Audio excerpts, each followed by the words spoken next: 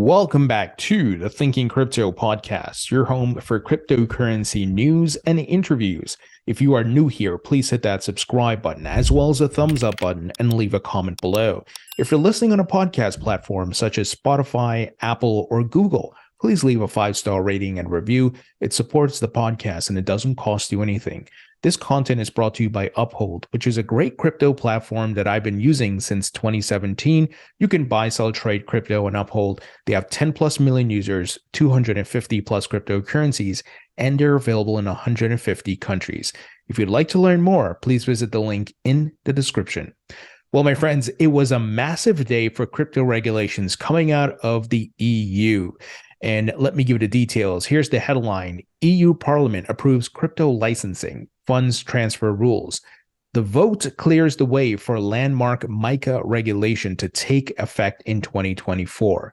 Folks, as I've said many times, crypto is a global asset class. So even if one country or region wants to get crazy and try to ban it and do something stupid and have a lot of bureaucracy and nonsense like we're dealing with here in the United States, with corrupt regulator Gary Gensler, the rest of the world will move ahead. Game theory will play out here.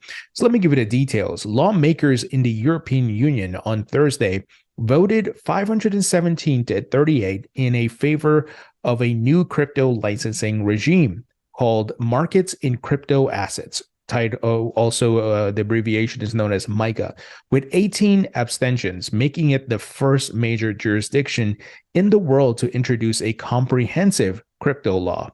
If only this could happen in the United States. If the United States can get out of its way and get this figured out.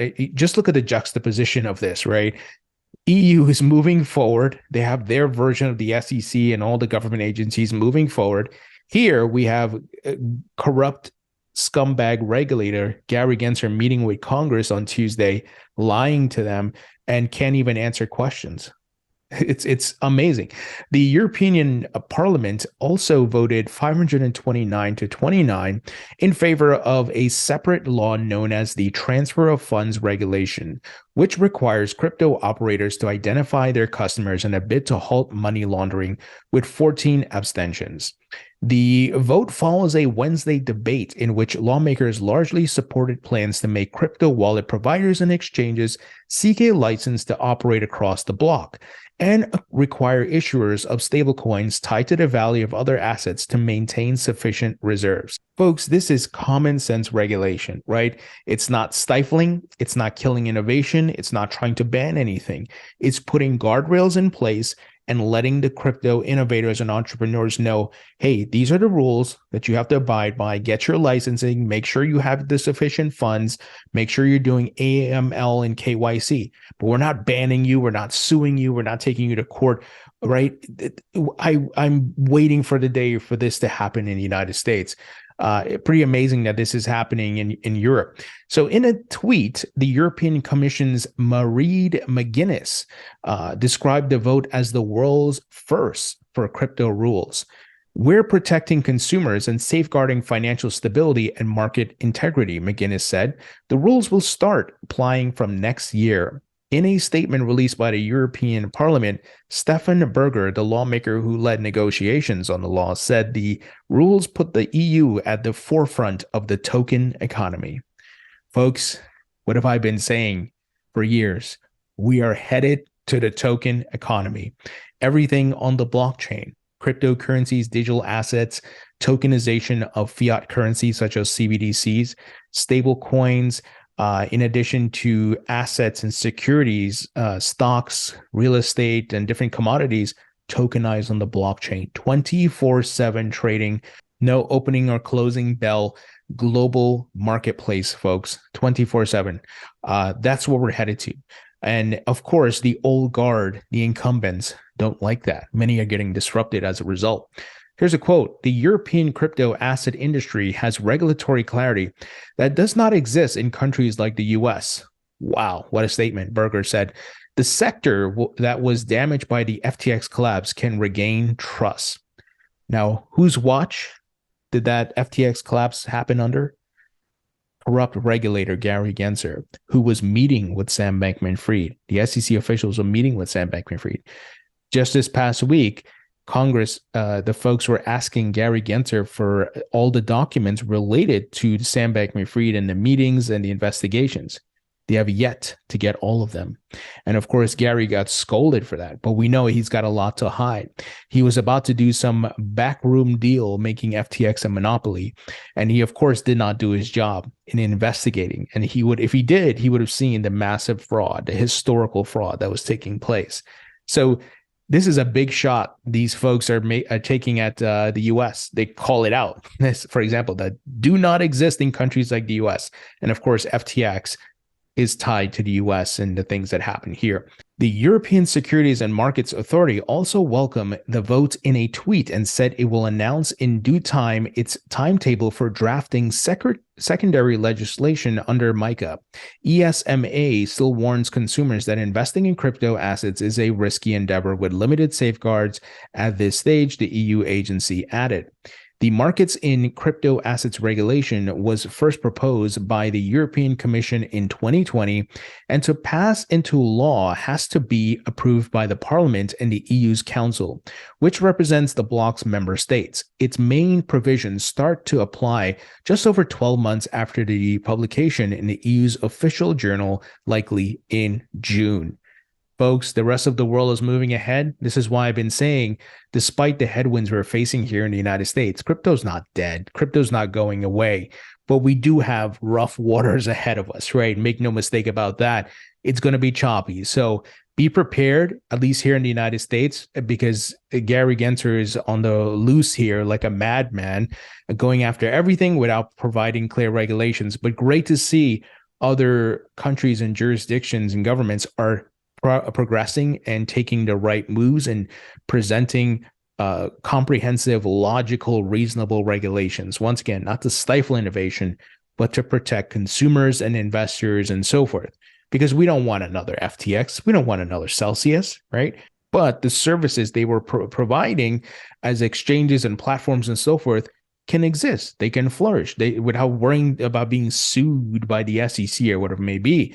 And you can see here the EU securities markets regulator, as mentioned in the article, they tweeted out in support of this. So they're on board, their version of the SEC, while our version of the SEC here is trash. So this is what we're dealing with here, folks. Now, Binance CEO CZ, he tweeted out this news, and here's what he had to say. The European Parliament voted for Mica to be implemented. This means one of the world's largest markets is introducing tailored regulations for crypto to protect users and support innovation. The fine details will matter, but overall, we think this is a pragmatic solution to the challenges we collectively face. There are now clear rules of the game for crypto exchanges to operate in the EU. We're ready to make adjustments to our business over the next 12 to 18 months to be in a position of full compliance. So this is, once again, you're just seeing folks are saying this is great. Now, yes, we do have to get some details, and there may be some things that we don't necessarily like in the full details, but from a macro perspective, right, this is a move in the right direction, and they'll fine tune it. You know, we'll trim the edges. We'll do what we got to do to make sure this thing is fully balanced. But I think it's 90% better than what the hell is happening here in the United States, to say the least. Now, attorney John Deaton, he retweeted CZ's comments and he said, meantime, in the United States, Gary Gensler may finally answer the question whether he considers ETH a security. Oh, wait, no, he won't. Well put, John. Now, Brian Armstrong, CEO of Coinbase, today tweeted out the following, and he tweeted out a photo with him and some other representatives from Coinbase in front of the Capitol Hill building. And he said, spent the day in D.C. meeting with members of Congress. We need regulatory clarity in the U.S. for the centralized players in crypto for many reasons: consumer protection, national security, economic growth, etc. The SEC has caused untold harm to America with its policy of regulation by enforcement. We will fight to fix that. This is awesome. Great. This is what we need. Get to DC, start talking to the different members of Congress, tell them the truth, the story, right? Because we see Gary's lying. Just look at what happened. I shared in the podcast yesterday. The NYDFS superintendent completely contradicted and exposed Gary's lies, where he was saying crypto contributed to the bank runs and the bank collapses. But that's a talking point from Elizabeth Warren, who was part of causing these bank runs, folks. So Gary's lying. He's a dirtbag regulator, and it's like Tom Emmer, Congressman Tom Emmer said, he's not a good faith regulator.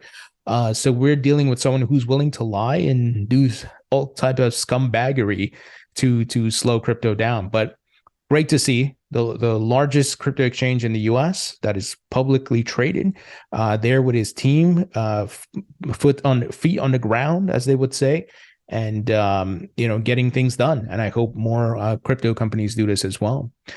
Brian also tweeted out the following. Well, I should say he retweeted a statement from someone who said, "How is it even legal for the government to approve Coinbase to go public, then to come back years later and say they're still operating illegally? Why was I allowed to buy a stock then, or buy their stock then? It's not like they changed how they operated since they were approved. How can I invest in a public markets when this is a possibility? How do I know some regulator isn't going to decide AutoZone is operating an unregulated securities exchange?" And Brian retweeted it and he said, "It's a great question." And I tweeted at Brian and I said, "Hey man, form the crypto coalition. Bring all the US crypto companies together, put aside your bad blood and your bad feelings and squabbles and whatever it may be, pool your resources and sue the SEC. Even if you're not planning to go all the way with this, like you're not going to go 5 years suing the SEC, just from an optics standpoint, optics play a big part in politics and what happens in DC. So if you go after Gary Gensler, you sue him and the SEC for clarity because they haven't provided it, just the headlines, just the talk, just, the rounds are going to, the noise that's going to make, it's kind of like the infrastructure bill situation, right? Where the crypto community slowed that bill and stopped it from getting passed because of the bad crypto laws that was in there. Same thing. If we do that, even if we don't go through all the way with it, right? They have to do this because what choice do they have now? And I tweeted at Brian and I said, "Hey, you already got a Wells notice. Like laying low is not going to work anymore. Gary doesn't care. He's going after everybody. You're a publicly traded company and he's going after you. So if you pool your resources legally and financially with other companies and sue the SEC, that would really, really go a far way. And we're seeing more Democrats, as an example, are going after Gary Gensler as well. It's not just a Republican thing. And we need more Democrats. So if you make the SEC look really bad, an entire industry suing the SEC, you're going to get those Democrats and folks who don't want to be a part of that, right? They don't want to be associated with Gary. His reputation's already taking a hit. They got to go on the offensive. And I don't know. I hope they do it, but it's probably not likely. Now, Tyler Winklevoss, one of the Winklevoss twins, of course, founders of Gemini, Tyler tweeted out, "While U.S. regulators have been busy infighting and refusing to provide the most basic of clarity for the crypto industry, the European Union just approved the Mica regulation, which provides a comprehensive regulatory framework for crypto in Europe. It's sad to see the U.S. being left behind on such an important technology and its promise." Absolutely. Now, here's good regulations. Texas, the state of Texas, passes a bill requiring crypto exchanges to provide proof of reserves. Folks, this is critical to the growth of the crypto asset class. We don't want more Celsiuses and FTXs to happen. We need to see proof of reserves and more data, not just that, right? It has to go beyond that. But this is a great start. Every state needs to do this because on the federal level, it's a mess right now. And it seems like the states are leading here when it comes to providing some level of clarity. But of course, you need it from the federal level to make sure you can operate throughout the United States without worry of any type of enforcement and things like that. But great to see the states taking the move here, and proof of reserves, super, super important. An example here is OKX Exchange. They were one of the first to launch proof of reserves. And you can see here on their page, they said, at OKX, we hold a one-to-one reserve of all user assets on our platform and give you full transparency of our reserves and your funds. Obviously, like I said, we need more than this, right? But this is a great start. It has to go beyond this. Now, here in Pennsylvania, we got America's first nuclear-powered Bitcoin mining farm in Pennsylvania announces full deployment of miners. So again, states are leading the charge here. They're embracing Bitcoin mining and a lot of crypto companies because that creates jobs for their local economies, right? And here they're embracing and now Bitcoin mining going nuclear. So it's not stopping, folks. It's here to stay. And right now, the United States, and if I pull it together, North America leads in the world in Bitcoin mining as far as control of the hash rate. So really good stuff. Finally, we got some funding news. DeFi-focused Layer 1 Bera chain raises $42 million Series A at a $420.69 million valuation. The round was led by Polychain Capital and included participation from venture capital firms Hack VC, DAO5, Tribe Capital, Shima Capital, Citizen X, and Robot Ventures. So one item before I get into the details, we're still seeing companies raising really good amounts of funding and capital here, crypto companies that is. So this is really great to see. Once again, crypto's not dead. And the big players know there's cycles to these things, right? We are coming out from the bottom right now. So they're getting in, buying up at lower valuations. They're getting in, they're buying, or I should say, they're getting equity in companies and they're getting the coins as well. So this is great news. So the fundraise, well, let me back up here. If it's not obvious from the $420.69 million valuation, Berachain is a project that doesn't shy away from the crypto flair. It was launched by a quartet of pseudonymous founders, Smokey the Bear, Papa Bear, Homie Bear, and Dev Bear, who are self-described crypto natives. Bear is bear intentionally misspelled, a sly hat tip to deranged crypto rallying cry of hodl, which is, of course, a misspelling of hold. Cosmos-based Berachain, so it's built on a Cosmos blockchain. In essence, a rewind to the high-flying, is this a Ponzi DeFi projects of 2021 before all the frauds, bankruptcies, and Wells notices sucked the degeneracy and yields out of crypto. Berachain's origins trace back to a non-fungible token collection, Bong Bears, which 3 of the 4 pseudonymous co-founders launched in August 2021. The project's OpenSea descriptions reads 100 absolutely zooted NFT bears getting baked, but even the project's name and Smokey's is a misnomer. I don't think anyone on the core team even smokes, said Berachain co-founder Smokey in an interview with Coinbase. At the time, the team was inspired by the rebasing protocol Olympus DAO, which was rapidly gaining traction in the crypto community. In the fall of 2021, Olympus DAO's OHM token traded at a high of $1,300. It has since fallen to about $10 per OHM. Bong Bears followed the footsteps of Olympus DAO, creating the first ever collection of rebasing NFTs, which spawned several new collections: Bond Bears, Boo Bears, Baby Bears, Band Bears, and Bit Bears. Boy, this is one weird project, but it seems like they do have some strong DeFi functionalities, though. So Berachain says its technology will allow staked assets to be used in DeFi protocols, creating more liquidity and capital efficiency on-chain.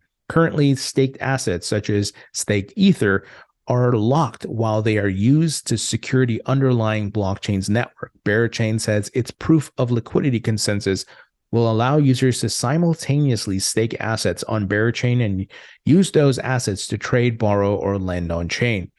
So, folks, as I've said many times, DeFi 1.0 has many flaws and many issues, and I hope, these new DeFi projects that are popping up are fixing the legacy issues, and new iterations are closing the loopholes where hackers can come in and take over. It really sucks. I believe in DeFi. I believe DeFi will be a big part of the future. Right now, just like dial-up internet days, it ain't perfect or even close to it. and there's been a lot of hacks. So just be careful. I personally am staying away from any DeFi lending and things along those lines. The most I do is stake. And that's easy. There's not much risk there at all. And you earn passive rewards that way. That's a great way, by the way, to earn passive income in the bear market, because you have the assets. You're not looking to sell them. And in fact, you're adding to them by dollar cost averaging, and you're locking them up to stake and earn the rewards. And then you unlock them maybe in the bull market, take profits. And that's how I've been doing it, how I've been making money and, growing my portfolio as well by just having these proof of stake tokens in trusted protocols, of course, like Cardano, Ethereum, Algorand, and many more, Chainlink, HBAR, all those things. So, do your research, of course, but just my 2 cents on DeFi 1.0.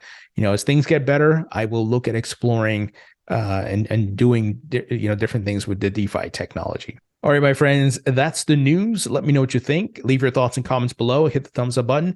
Don't forget to check out the official NFT collection of the Thinking Crypto podcast. Links will be in the description. Talk to you all later.